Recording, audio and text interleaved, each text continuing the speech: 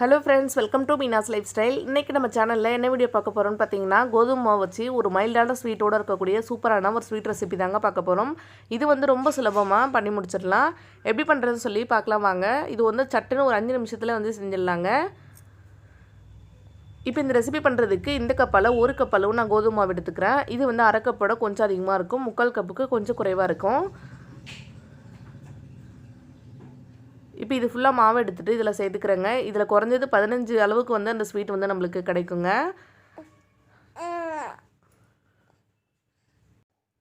இப்போ மாவு சேர்த்ததுக்கப்புறமா அடுத்ததாக ஒரு சின்ன டீஸ்பூனால் கொஞ்சமாக வந்து நான் சோடா உப்பு சேர்த்துக்கிறேன். இது வந்து சமையல் சோடா தான்.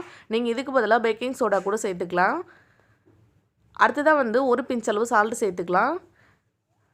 பாருங்கள், கொஞ்சமாக நான் சால்ட்டு சேர்த்துக்கிறேன். இது எல்லாத்தையும் சேர்த்துட்டு ஒரு தடவை நல்லா மிக்ஸ் பண்ணிவிட்டு தண்ணி சேர்த்து இது இப்போ நல்லா பிசைஞ்சு எடுத்துக்க போகிறோம் மாவு. இது நல்லா சப்பாத்தி மாவு பதத்துலையும் இருக்கக்கூடாது, அதே சமயத்தில் ரொம்ப தண்ணி மாதிரி இருக்கக்கூடாதுங்க. இப்போ நான் பிசைஞ்சிருக்கல இந்தளவு இருக்கணும். கொஞ்சம் கொஞ்சமாக தண்ணி சேர்த்துட்டு இது நல்லா பிசைஞ்சிட்டே வாங்க. ஒரே டைமில் வந்து நிறைய தண்ணி சேர்த்துட்டிங்க அப்படின்னா ரொம்ப தண்ணியாகிடும். அதனால் கொஞ்சம் கொஞ்சமாக சேர்த்துட்டு நான் பிசைஞ்சிக்கிறேன். இப்போ மாவு எடுத்தலாம் அதே கப்பால் நான் 1 கப் அளவு தண்ணி எடுத்திருக்கேன். அதில் கொஞ்சம் தான் வந்து எனக்கு மீதி இருந்தது. பாருங்கள், நான் கொஞ்சம் கொஞ்சமாக தண்ணி சேர்த்துட்டு இது பிசைஞ்சு எடுத்துக்க போகிறேன். இதில் நான் வந்து உப்பு சேர்த்துருக்கேன் அப்படின்றதால இது அப்படியே கூட சாப்பிட்லாம். ரொம்ப ரொம்ப நல்லாயிருக்கும் சாப்பிட்றதுக்கு.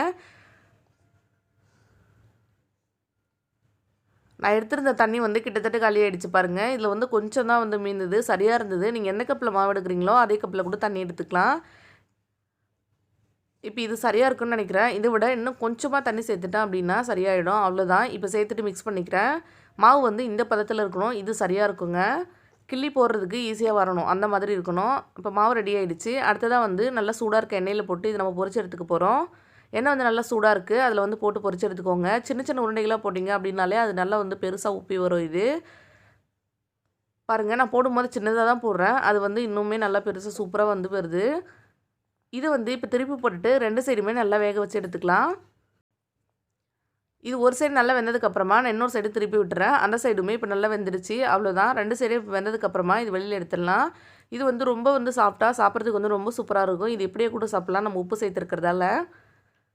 அவ்வளோதான். இது எல்லாத்தையும் இப்போ நான் வெளியில் எடுத்து வச்சுறேன். நான் வந்து 2 பேட்சாக போட்டு எடுத்துக்கிட்டேன். இதில் கிட்டத்தட்ட எனக்கு ஒரு 15 மாதிரி கிடச்சிது. நான் இன்னுமே சின்னதாக போட்டிருந்தேன் அப்படின்னா சின்னதாக இருந்திருக்குங்க. நான் வந்து கொஞ்சம் பெரிய சைஸில் போட்டுக்கிட்டேன். நீங்கள் கோதுமை மாவும் சக்கரை மட்டும் இருந்ததுன்னா இது வந்து சூப்பராக செஞ்சு முடிச்சிடலாம். இப்போ 2வது பேட்சுமே இதே மாதிரி வந்து நான் போட்டு எடுத்துக்கிறேன். ஃபஸ்ட்டு பேட்சோட இது இன்னும் கொஞ்சம் சின்னதாகவே போடுறேன். போடுறதை விட நல்லா வந்து பெருசாக வருதுங்க.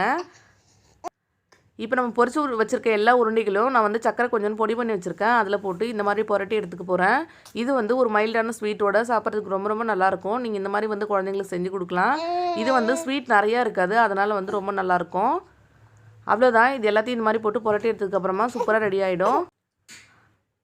இப்போ அடுத்ததாக இன்னொரு மெத்தட்லேயே பண்ண போகிறோம். இதில் வந்து ஒரு டேபிள் ஸ்பூன் அளவுக்கு பால் சேர்த்துக்கோங்க. சேர்த்துட்டு இதில் வந்து நான் கொஞ்சமாக சர்க்கரை சேர்த்துக்கிறேன். சேர்த்துட்டு இதை நல்லா மிக்ஸ் பண்ணிக்கலாம். பாருங்கள், இதில் வந்து எந்தளவுக்கு உங்களுக்கு சுகர் தேவையோ அந்தளவுக்கு சுகர் சேர்த்துக்கோங்க. சேர்த்துட்டு ஒரு கரண்டி வச்சு இது வந்து நல்லா மிக்ஸ் பண்ணிக்கலாம். இப்போது அவ்வளோதான். இது வந்து நல்லா மிக்ஸ் பண்ணி எடுத்ததுக்கப்புறமா நம்ம செஞ்சு வச்சுருக்க உருண்டைகள் இருக்குல்ல, அது இதில் போட்டு நல்லா வந்து புரட்டி எடுத்துக்க போகிறோம். இந்த பால் வந்து அப்சர்வ் ஆகி நல்லா வந்து டேஸ்ட்டோடு சூப்பராக இருக்கும். இதுவுமே நல்லா இனிப்பாக இருக்கும். அதை விட இது கொஞ்சம் ஸ்வீட் வந்து எக்ஸ்ட்ரா இருக்க மாதிரி இருக்கும். உங்களுக்கு ஸ்வீட் வந்து எக்ஸ்ட்ரா வேணும் அப்படின்னா இந்த மாதிரி கூட நீங்கள் செஞ்சுக்கலாம். மேலே வந்து இன்னும் கொஞ்சம் வந்து நான் சுகர் வந்து தூவிக்க போகிறேன். தூவிட்டு ஒரு தடவை வந்து நல்லா புரட்டிட்டு எடுத்தோம் அப்படின்னா இதுவுமே ரொம்ப சூப்பராக ரெடி ஆகிடும். நீங்கள் இந்த 2 மெத்தடுமே ட்ரை பண்ணி பாருங்கள். ரொம்ப ரொம்ப சிம்பிளாகவும் ரொம்ப சூப்பராகவும் இருக்கும். பாருங்கள் எந்தளவு சாஃப்டாக இருக்குது அப்படின்னு.